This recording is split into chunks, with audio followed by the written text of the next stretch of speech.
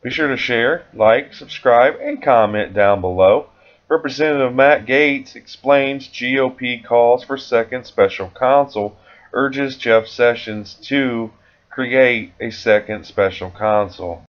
Welcome back to this special edition of Hannity. Now, according to multiple news outlets tonight, a highly anticipated report from the Department of Justice Inspector General is expected to criticize former FBI Deputy Director Andrew McCabe for authorizing improper media leaks about an investigation into the Clinton Foundation back in October of 2016. This same IG report is also expected to get into the Clinton email investigation. This news comes on the same week that more than a dozen Republican lawmakers in the House sent a letter to Attorney General Jeff Sessions urging him to appoint a second special counsel to investigate both the FBI and the Department of Justice's handling of the Clinton and Trump-Russia probes. Florida Congressman Matt Gaetz is one of the lawmakers calling for a special counsel, a second special counsel. He joins us now. All right. Good evening, Congressman. Good evening, Judge. All right. Now, you are renewing, as are many Republican congressmen, the request for a second special counsel. Now, I imagine that most viewers are saying they did it before. Why should it happen now? And what's new that they're asking for it again?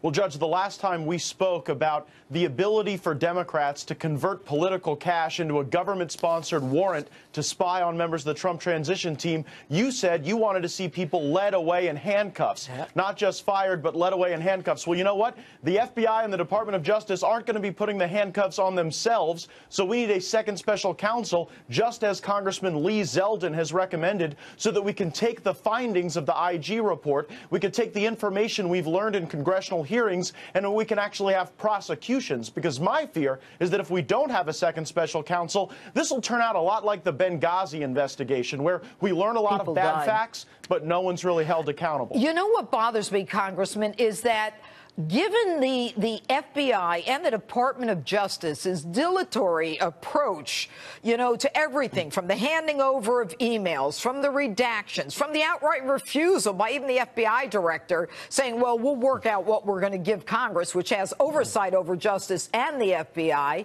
You know, it seems to me that it is impossible. They basically said everything but we dare you because we're not going to do anything anyway. What do we do about this? Well, Congress doesn't have the power to throw people in jail, but we have the responsibility to find the evidence and show it to the American people. And to your point, Judge Jeanine, if we had not had congressional oversight and hearings and subpoenas, we wouldn't even know about the text messages between Pete Strzok and Lisa Page that demonstrate a substantial anti-Trump, pro-Hillary bias. You mentioned Andrew McCabe earlier. His testimony before the Judiciary Committee in closed session showed me that Hillary Clinton was never really put in jeopardy as a result of her use of a private email server and the leaking of classified information because she had people that were running interference for her at the DOJ. What do you say to people who say, I am so sick and tired of this Clinton email investigation thing, let it go? What do you say to them? Well, we cannot live in a country where losing an election functions as a de facto immunity deal. If people broke the law, they have to be held accountable, because if we just allow that to happen, then we invite that type of crime in the future. That's why the rule of law matters. And now the Clintons, they've got decades of ignoring the rule of law and never being held accountable, and we've got a chance to change it, and we should take that opportunity. So what are the chances of getting a special counsel, a second special counsel? Well, that is up to Jeff Sessions, and frankly, I'm very disappointed. He's the guy who took himself off within 24 or 48 hours of being appointed the Attorney General. He tells the president, I'm recusing myself. I mean, this is beyond the pale.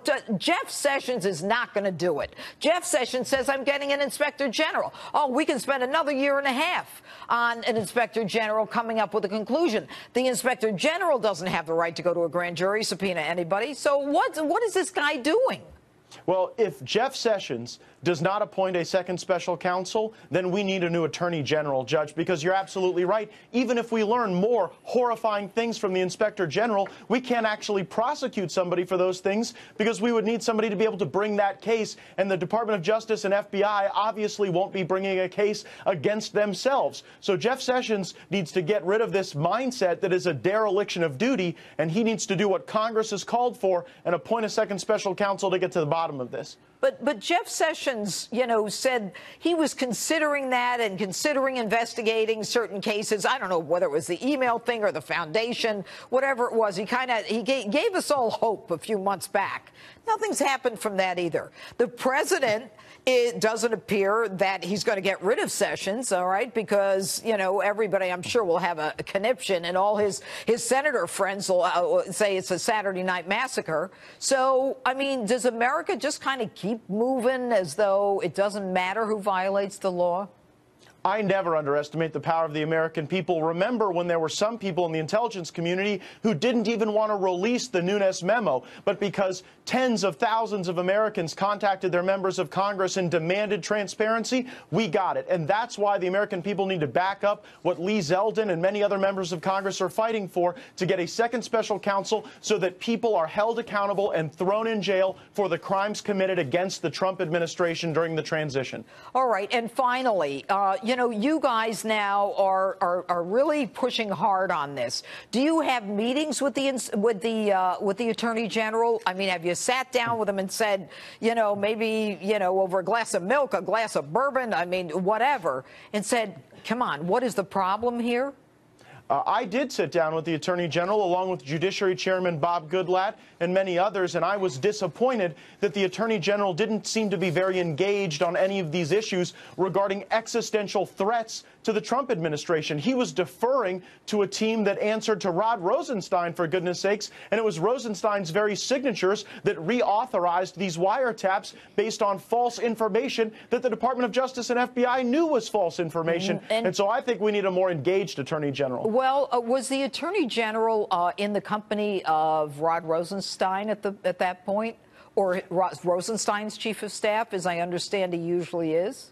It was the members of the Rosenstein team that were present, and when members of Congress asked Jeff Sessions to be more assertive and take action on a second special counsel, he deferred to staff members. I fear, Judge, that Jeff Sessions has become an employee at the Department of Justice, and he's not fulfilling his duties as Attorney General. Wow. Thank you very much, Congressman. Be sure to share, like, subscribe, and comment down below, and tell me how you feel about this report. But other than that, I hope you guys have a great day. Let's make America great again. Peace.